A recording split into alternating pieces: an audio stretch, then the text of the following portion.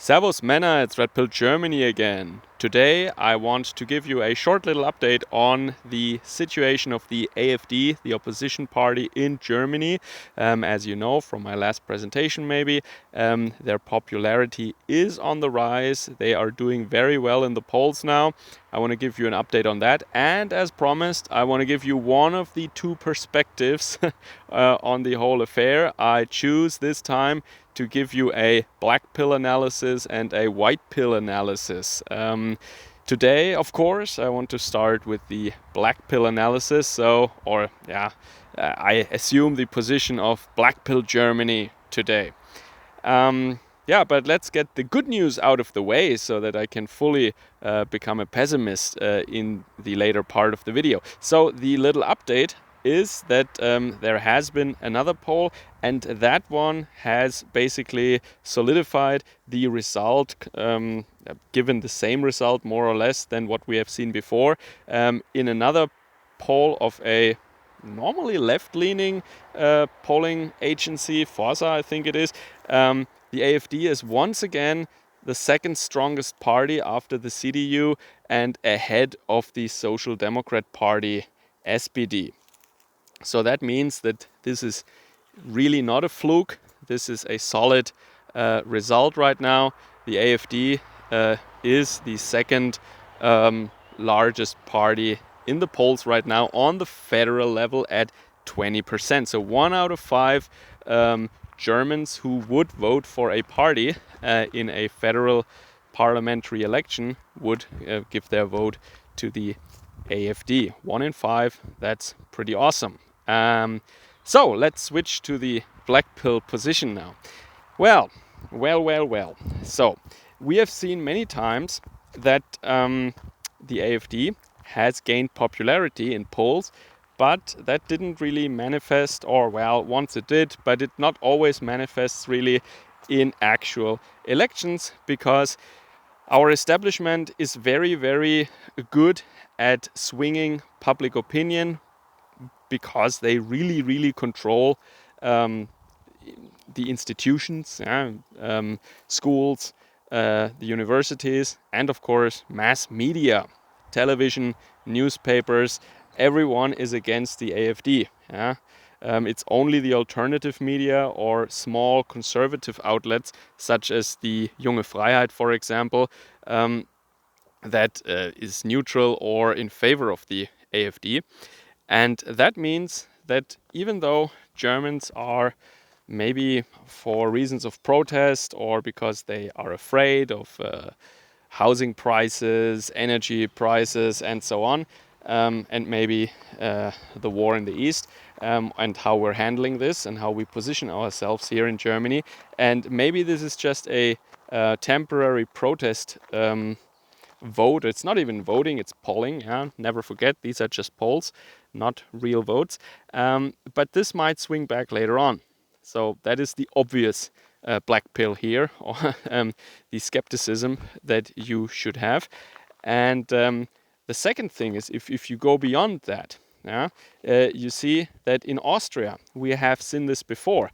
There is a party that is much older than the AfD, and that is in some way comparable, at least, the Austrian Freedom Party, the FPÖ, Freiheitliche Partei Österreichs, I think.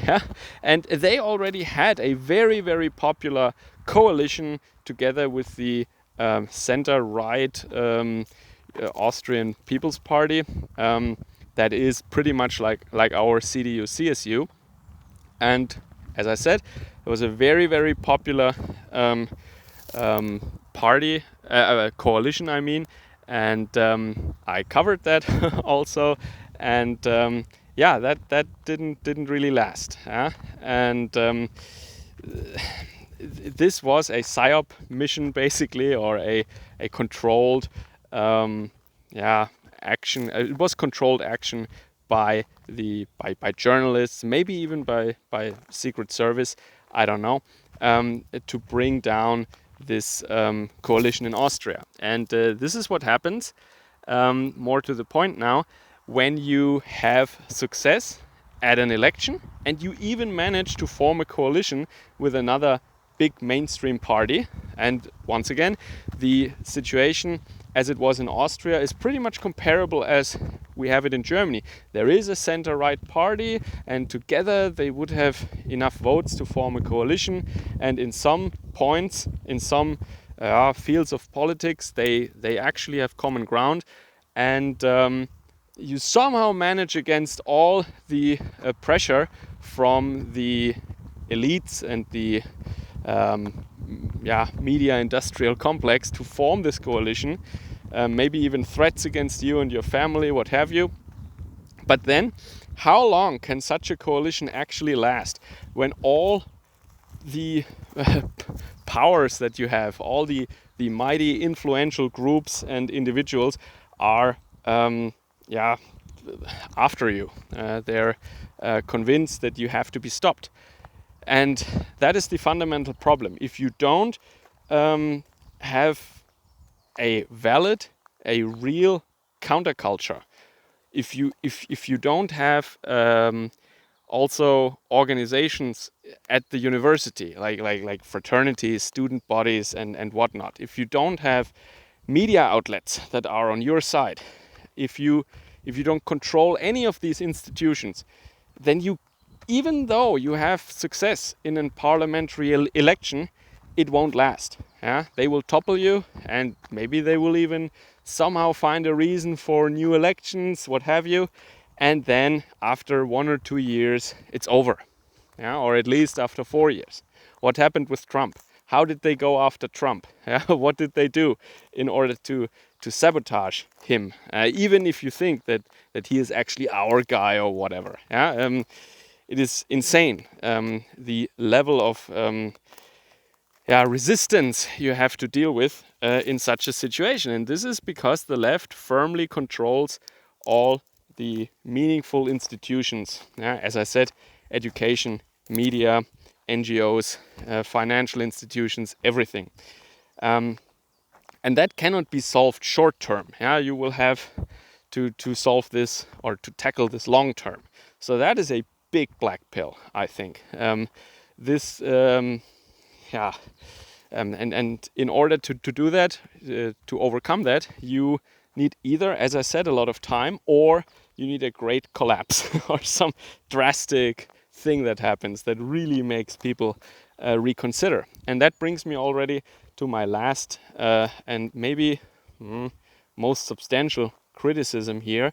And that's not just institutional power and who is the little small elite or the 10% of educated academics, the technocrats that run and control everything. Maybe you can overcome that, but maybe the most severe criticism or skepticism, the biggest black pill in my opinion at least, is with the German people themselves. Let me put it this way. I try to explain what I mean by that. We have pretty horrible things happening in Germany for many years already. You can read it in the newspaper. I don't cover all these incidents.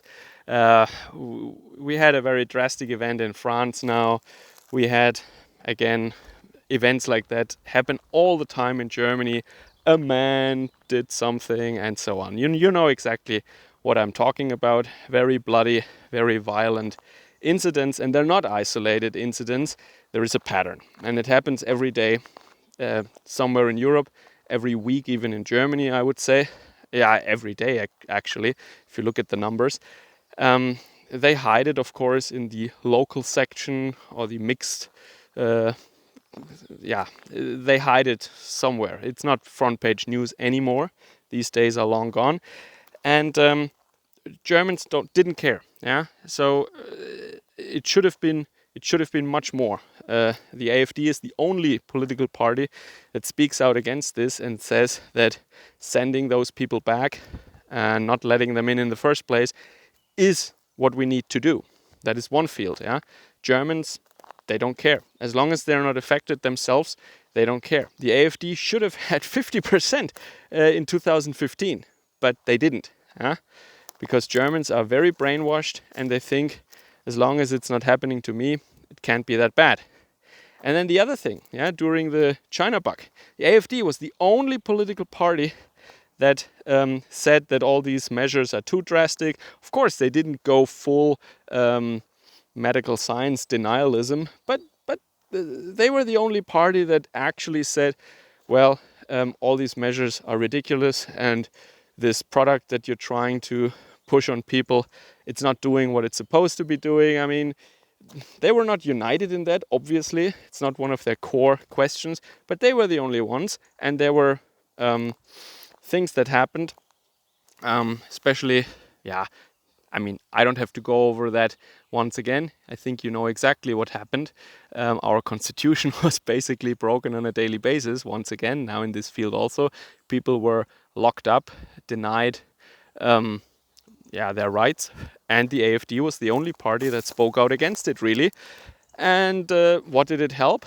Nothing. They did horribly bad, and the party that was calling the loudest for all these measures and actions, and the product also, the CDU, they were rising in the polls. Big black pill. Something is really wrong with Germans in this respect. Yeah, and now, why is the AfD now doing better? It used to be, during those times, it was 10%, now it's 20%. That means the number of potential AfD voters, or people who consider voting for them, doubled. What happened? Well, economic problems.